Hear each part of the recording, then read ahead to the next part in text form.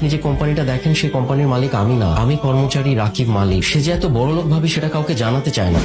এটা তুমি কি করছো পিউ? তুমি জানো এটার দাম কত? ওর খালা অস্ট্রেলিয়া থেকে এটা পাঠিয়েছে, 1 লাখ টাকা দাম। হ্যাঁ বৌমা বাচ্চা মেয়ে, ওকে এত কিছু বোঝে? নানু ভাই আসো তুমি আমার কাছে। নাদিয়া, নাদিয়া, বলো, শুনতেছি। তুমি কি কোনো কারণে রাগ করছো? তো রাগ করবো না তো কি করবো? হ্যাঁ, ভাইয়া ভাবিরা কি পরিমাণে অপমান করলো সবার সামনে। 4-5 হাজার টাকা দিয়ে তুমি একটা গিফট কিনে দিলা। এই খেলাটা না কিনে একটু দামি খেলা তো কিনে দিতে পারতাম, তাই না? আমি বলছিলাম তোমাকে, না সেটা করলা না। ভাবে ভাই বোনেরা থাকে বিদেশে, সবসময় জুনাতকে দামি দামি গিফট কিনে দেয়, আর আমি তোর ফুপু ফুপু হয়ে আমি কি গিফটটা দিলাম? কথা তো শোনাবেই। ভাইয়া ঠিকই বলছে, সবসময় সামির ভাইয়ের উপর ভরসা করে থাকি, জীবনটাই পার হবে চুলা ঠেলতে ঠেলতে। কি বলতেছো তুমি? কি বলতেছি? শোনো, তুমি একটা কাজ করবা, তুমি বাবাকে বলবা যে তোমাদের গ্রামের একটা জমি আছে, সেই জমিটা বিক্রি করে তোমাকে যাতে কিছু টাকা দেয়, এটা দিয়ে একটা বিজনেস শুরু করো, কিছু একটা করো। কি বিজনেস করবা সেটা যদি তোমার বুদ্ধিতে না আসে, তুমি সামির ভাইকে জিজ্ঞেস করো, তার কাছ থেকে একটা বুদ্ধি নাও। ও, সেই বুদ্ধি নিতে তো তোমার আবার কষ্ট হয়ে যাবে, তুমি পারবো না বুদ্ধি নিতে। তাহলে আমি তাকে ফোন দিই, আমি জিজ্ঞেস করি কি বুদ্ধিতে করা যায় বিজনেস। পাগল হয়ে গেছো নাকি?